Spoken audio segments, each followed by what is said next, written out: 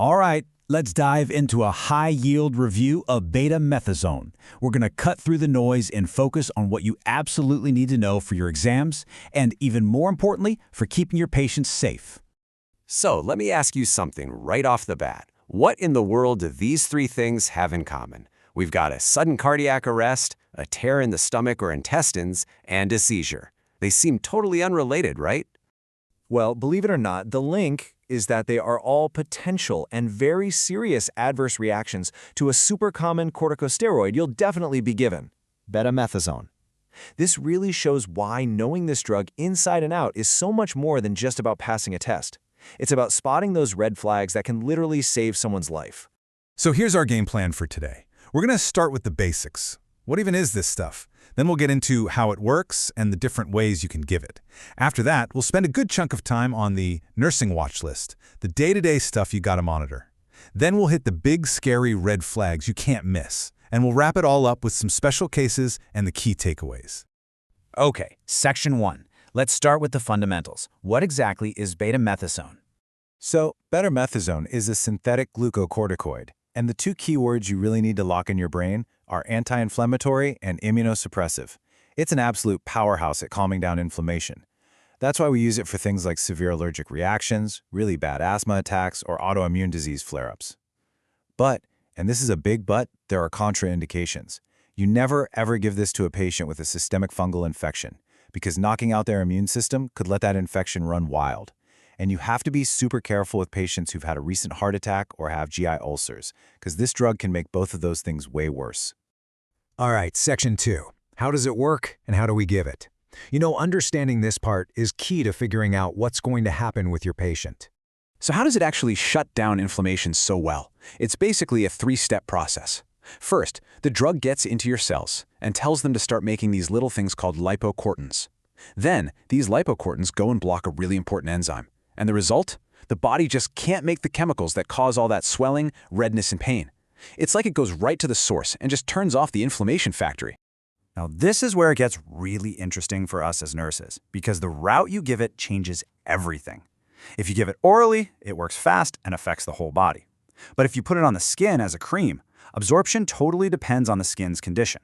Your nursing brain should immediately start asking, is the skin broken? Is this a huge area I'm covering? Because if you cover it up with a dressing, you could accidentally cause systemic side effects.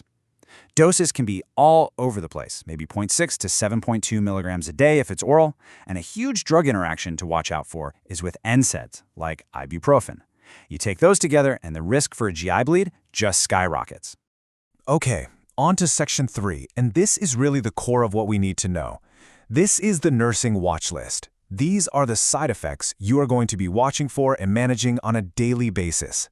First on our list is something called HPA suppression. This is a massive concept. Think about it like this. When you keep giving the body steroids from the outside, the body's own little steroid factory, the adrenal glands, they just get lazy. They say, hey, we're getting plenty, let's take a break, and they shut down.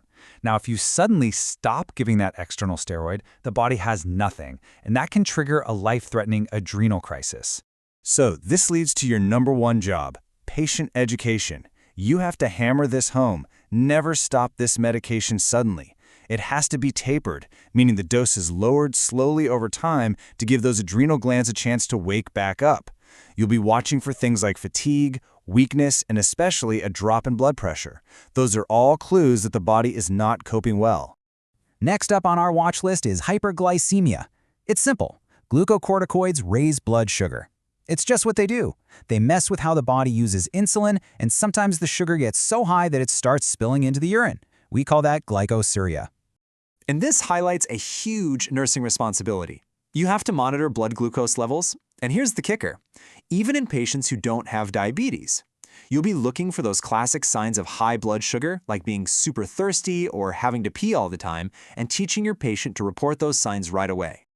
Next, let's talk about fluid and electrolyte imbalances. Betamethasone makes the body hang on to salt and water, which can lead to swelling and high blood pressure. But at the same time, it makes the body get rid of important electrolytes, specifically potassium and calcium.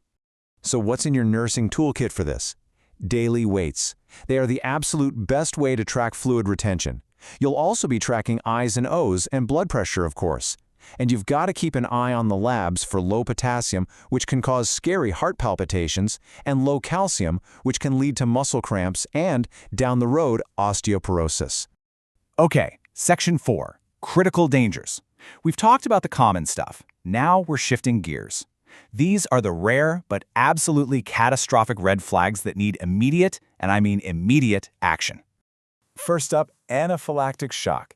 This is that severe, whole-body allergic reaction we all dread. We're talking airway closing, blood pressure tanking, and hives everywhere. This is a code-level emergency. Next, GI perforation. Remember how corticosteroids can weaken the stomach lining? Well, sometimes it can actually cause a hole to form. If your patient suddenly complains of horrible abdominal pain, their belly is hard as a rock, and they have a fever, you have to think perforation.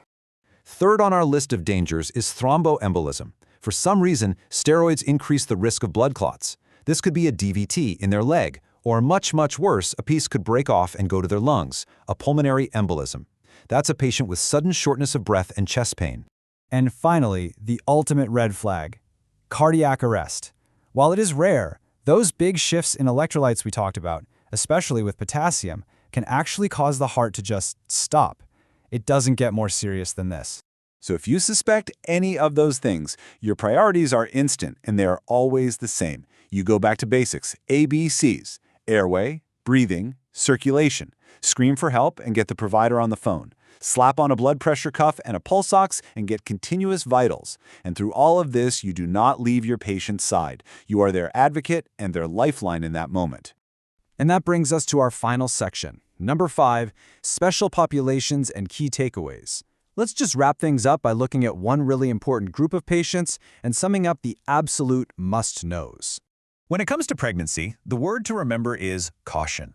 It's not a simple yes or no.